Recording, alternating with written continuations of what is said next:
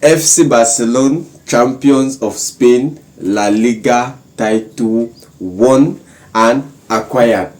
I'm very happy. This is one of the best days of my life. I don't know.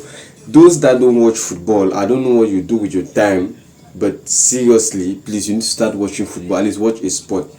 I don't know if there is a sport that I would love as much as I love football. Beautiful game of football by my team FC Barcelona. But sincerely speaking, I wasn't expecting this match to be this easy. Personally, this match made me once more to understand how complicated and how bad the situation in the Real Madrid dressing room is. Because as it stands now, Real Madrid dressing room is so bad that I personally think they need urgent dissection, diagnosis and reanimation. If not, wow, the big Real Madrid is going to end up being something else. At least that something else will be something catastrophic. Barcelona won 2-0 in a match. At 18 minutes of the game, Barcelona had won this match. 18 minutes. That's why it was 18 minutes. Barcelona won this match. As in, I was like, wow, is this going to be this easy? It started first with a match with an organized game plan by our coach. First of all, talking about our coach, he lost his dad in the morning. Okay, he lost his dad in the morning of the El Clasico. That's Sunday in the morning. He was supposed to go back to Germany to check someone or two, but he refused and insisted on staying beside his team, staying on the bench to oversee his team winning the league. Sincerely, this man, we need to appreciate him for that. He really loves us. He loves Barcelona. He loves the club. He loves the players. He loves everybody in this beautiful football club. The game started well. The two sides were trying to play, but rapidly Barcelona showed Real Madrid that they have the superior. They have the superior when it comes to the technical ability. Our coach decided to start Eric Garcia in the place of Koundé. Midfield position, he preferred to start Fermin as a left winger and play Rashford as a right winger in the place of Hunibaji, and play Ferran Torres as a number 9 in the place of Robert Lewandowski. Almost started at the number 10 position. Gavi and Pedri. I predicted that in my lineup. Gavi and Pedri at the midfield position. Kubasi, Gerard Martin, Cancelo. I predicted those ones too. So it was okay. Now, everything started well. The match started well. We were playing our game. Now we were pressing very high. The instructions were very clear. Press Real Madrid high so that they will be unable to play out the ball from the back, and that was what we actually did. We pressed them very high. Hence, Courtois was forced to send the ball long, and we made sure that for every long ball that got into the midfield, the second balls belonged to us, thanks to a majestic and a monumental match that was played by our midfielder, the son of the soil, Pablo Gavi. Gavi is one hell of a midfielder. At times, I used to say, but why is it that Hansi Flick loves Gavi too much? It's not that I understand, because anytime Gavi is injured, Hansi Flick our midfield, Hansi Flick is always feeling bad. And every time Gavi comes back, he's always, I don't know, he just makes sure Gavi plays. At times, and that's what causes Gavi to get injured more often. That he does not take out time for him to rest before coming back. Gavi had one hell of a game. Gavi was everywhere, doing everything. That number 6 position, I think Hansi Flick have discovered a cheat code for that number 6 position, because when you have an aggressive number 6 in the profile of Gavi, it makes Pedri to play his game perfectly, and it makes Pedri to have that flair and do what he's used to doing in the midfield position. Gavi was on all our second balls. He helped Pedri, took out the ball from the back, hence Pedri was not too stressed. That was very excellent. It went on well. Real Madrid tried to do some 1 or 2, but it was not really convincing. From the back to the front, it was not convincing. The only player in the Real Madrid squad that came and was ready to play today was Brahim Diaz. I was so scared. The few times that he had opportunity to do something, he had opportunity to touch the ball and cause havoc. He carried the ball from the back, run in front with it, dribble 1-2, but he could not do it alone. He was the only one in the Real Madrid squad that came to play football today. The rest, Real Madrid is so disorganized. It's very disorganized. As I said, at the 18 minutes the match was over. I'll start with our goalkeeper. He didn't have much to do. Jordan didn't have much to do. He didn't have much save to do. He just did some few things. The few things that he had to do, it wasn't much. We played very well. Defense line, Eric Garcia, excellent game. Okay, excellent game. The cross, the squaring of the ball that was done by somebody squared the ball for Vinicius was running.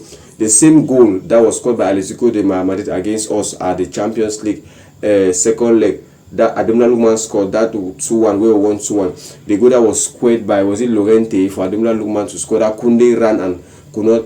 That same situation happened today. Somebody squared the ball for Vinicius. Oh, thank God that we had Eric Garcia. Eric Garcia, he sliced and removed that ball. If Koundé was there, I'm sure Vinicius could have somehow scored. Somehow. Eric Garcia had an excellent game. Eric Garcia plays better at the right back position and is more convincing defensively compared to Koundé. I really feel bad saying this, but unfortunately that's what we are seeing. Kubasi, perfect game. I love this game. Gerard Martin, excellent defensively. It amazed me to see that Gerard Martin is having a more excellent season defensively compared to players that are formed defenders. Araujo, Gerard Martin has a better hierarchy in the team compared to Araujo. He has a better hierarchy in the team compared to even Christensen, who is always injured. Okay, look at even during our Champions League campaign. Eric Garcia, who is a defender, normally took a red card. Kubasi, who is a defender, took a red card. But Gerard Martin, that is not even a defender, didn't take a red card. Okay, so Gerard Martin had an excellent game. Left back Cancelo, he played very well. Apart from some few times where I expected him to maybe do more, probably maybe cut in, dribble, try to shoot. But he played. He had an excellent game. Midfield, Gavi, I already talked about him. Excellent match from Gavi. I so love the match of Gavi. For me, my man of the match, I'll give it to maybe Ferran Torres here. Ferran Torres, but I'll prefer Gavi because I like football. I like football. Gavi represents football compatibility. Pedri, nice game. Olmo, he did what he had to do. The pass that he made for our second goal, the time that he had to run into the box as the 10th man, that flair to stop that ball, anticipating Ferran Torres run behind him, and Ferran Torres to take the ball and score. That was, for those that didn't see the match, go and look at that almost pass. It was not a normal pass. That kind of pass, he was running. Rudiger thought that he was going to take the ball from in front. He took it from behind, stopped it behind his leg, and anticipated Ferran Torres when Ferran Torres scored. Olmo had a good game. Rashford, perfect game. But Rashford will always be Rashford, apart from the free kick. Okay, that's one thing with Rashford, but it's very inconsistent. There are two other chances that Rashford was supposed to normally score. We're supposed to win this match 4-0. Rashford, he had one chance, 1v1 that he had to Courtois safety with the hand. Rashford could easily score that goal. Okay, he started on well, he played well, he scored the free kick. That was the opening goal. But apart from that, after that, Rashford became the Rashford that we know. But his game was average mid game. Apart from the goal, his game was average. Ferran Torres, perfect, majestic match from Ferran Torres. I love Ferran Torres. Majestic, hold up play, excellent, link up play, perfect. He lost a little amount of balls, okay, and he scored a wonderful goal to seal our victory today. I really loved his game. That's why when he was going out, fans were clapping for him. That should tell you how much of a nice game Ferran Torres had. And on the left wing, we had Fermin, very nice player. Oh my God, very excellent player. Fermin was spitting fire. He was running into spaces. Yeah, he was just all the spaces that were left by Trent Alexander-Arnold, and Fermin was just running into those spaces anyhow. Anyhow. I really loved it. There was, I think, an early chance where he had to square the ball for Rashford also, and a defender blocked it.